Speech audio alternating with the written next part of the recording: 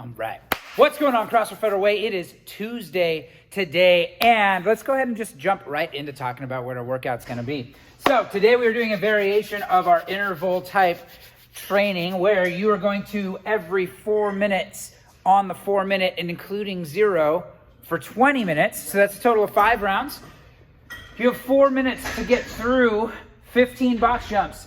If you have a box at home, 24 inches for guys, 20 inches for the ladies, 10 pull-ups, or any type of variation of body weight rows or anything else like that. We've talked about them before in this shutdown and last shutdown, but I will post a video about how to create some of those things if you don't have a pull-up bar at home. And then a 40-foot handstand walk. So if you don't have a handstand walk, or if you don't have a good place to do that, bear crawls are a great way to substitute those handstand walks and still maintain that intensity. So how this goes is you've got 4 minutes to finish this work. You then rest the remainder of that 4 minutes. Chances are when you're fresh, this is maybe about 2 minutes of work, give or take, depending on your proficiency. So that gives you about a 1-to-1 work to rest ratio. But as you get more fatigued, obviously things like those handstand walks, those box jumps, even the pull-ups are gonna slow down a little bit. So any amount of time that you finish with, let me say that one more time. Any amount of time you have left is your rest. So that means every single time that 4 minutes ticks over, you are back on to that box, doing those box jumps, and working through this. Your score today, you're going to post both your fastest and your slowest time. So that encourages you to keep continuing to work hard as you go through these rounds. That way your first round is probably going to be your fastest when you're the freshest, but then you have that added motivation to try to keep that slowest time from being as slow as it can be. So with that, let's go ahead and talk about some movement standards here. About those box jumps. Now, if I have a box, again, 24 inches for guys, 20 inches for gals. If I have a box at home, it's going to be a 2-foot takeoff, 2-foot landing, full extension at the top. So jumping up and then making sure I'm squeezing my hips at the top so that my hips are all the way open and standing up nice and tall on those box jumps. Now, if I don't have a box, I can find something to jump over. So maybe I've got something that's a little bit lower height and I can actually clear it without maybe I don't have a good place to land and actually do a box jump. But what we're shooting for here is an aggressive open of the hip. So that loading and then opening the hips aggressively to actually create some momentum. That's what we're going for. So I can either jump over something or do some tuck jumps. So a tuck jump is going to be just from here. I'm going to jump and I'm going to bring my knees to my chest while I'm in the air. So big jump, knees up to my chest and land again. Really easy to hold your breath while you're doing those. So try to focus on breathing and keep the breath moving while you're going through those. Yes, they can cycle a lot faster than box jumps, but if you don't have a box and that's your only option, tuck jumps will do just fine. Now, for the pull-ups, I don't think I positioned this camera in the right spot for pull-ups. Air pull-ups.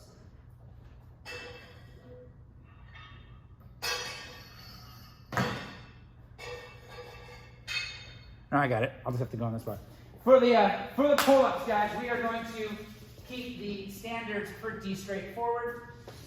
Arms extended at the bottom, chin over the bar at the top. Doesn't matter how you get there. Now, if you don't have a pull-up bar, what I would recommend, and I'll post the video for this when we post this on the website and on the Facebook, but grab a bed sheet, tie a knot in one end, and throw it over the top of one of your doors. Now make sure that whatever door you're using this for, that you don't throw the knot over and lean back on the door in the same direction that the door opens. So if the door opens towards you, that is not the right way to set up a body weight row. You want to make sure that you've set up where you're going to be doing your actual rows with that bed sheet on the side of the door where it closes. So if it closes in your direction, then you're on the right side. So you throw that up and over the top and create two hand holds for your hands, and then just do body weight rows instead of pull-ups. Now, if you have a pull-up bar at home, obviously use your pull-up bar. And then the last thing for the handstand walk, when we are looking at 40 feet, now you may not have a 40-foot section to actually do one straight shot on your handstand walks.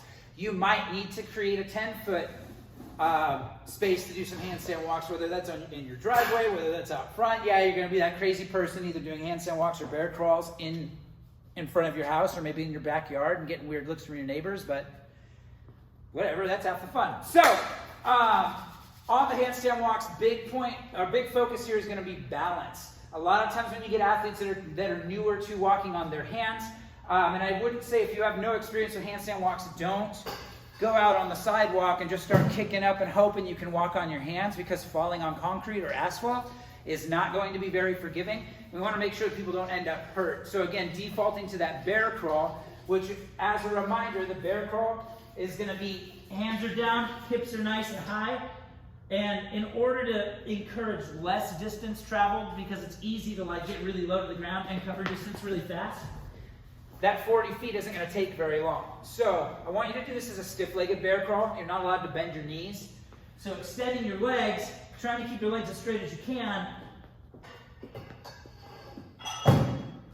and walking with straight legs is going to slow down that bear crawl a little bit, more closely resembling a handstand walk, and the rate that you can move at there. So with that, again, going back to that talk of balance on the handstand walk, a lot of times athletes will kick up and they'll start to move their hands too soon, and their hips aren't actually over their shoulders yet, so they haven't found that point where gravity kind of takes over and creates some momentum. So you actually want to wait just a little bit longer than you probably are comfortable with before you start to move your hands. So kicking up onto your hands, and then just once you're in that position, it's just keeping up and making sure that you maintain that position for your actual handstand walk. So a big kick up, find that balance point, and then continue on with that momentum. Again, if handstand walks are new, now is not the time to be trying to experiment with walking on your hands in an uncontrolled environment, or maybe on an uneven piece of ground or something else like that. So this would be something where the athletes that have them know they have them and will be able to do that. If not, find a scaled substitute, and we will talk about one other scale option for handstand walks that's more challenging than the bear crawl, but doesn't require you to actually go anywhere. So, and we'll talk about that in a second. But again, that handstand walk just for demonstration purposes, kicking up and then maintaining that position, maintaining momentum.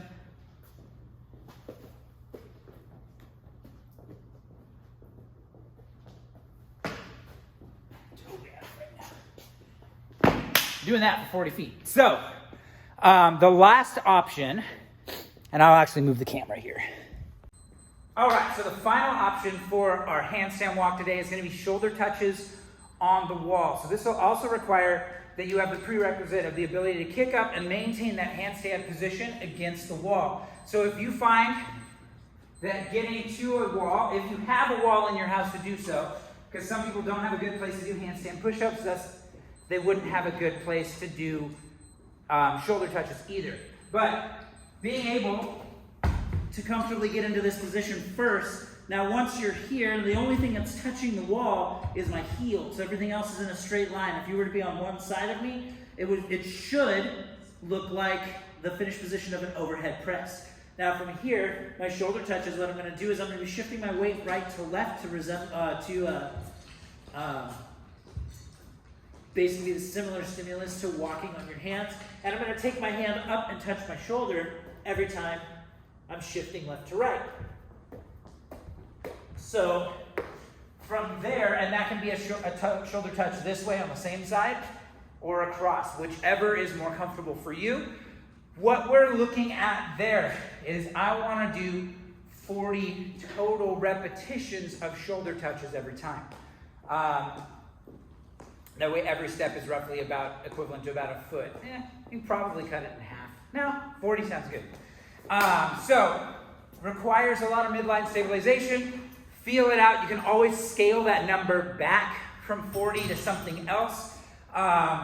But that would be my other option for scaling that handstand walk if you don't have a good place to do it and you know you can get upside down and you're comfortable there.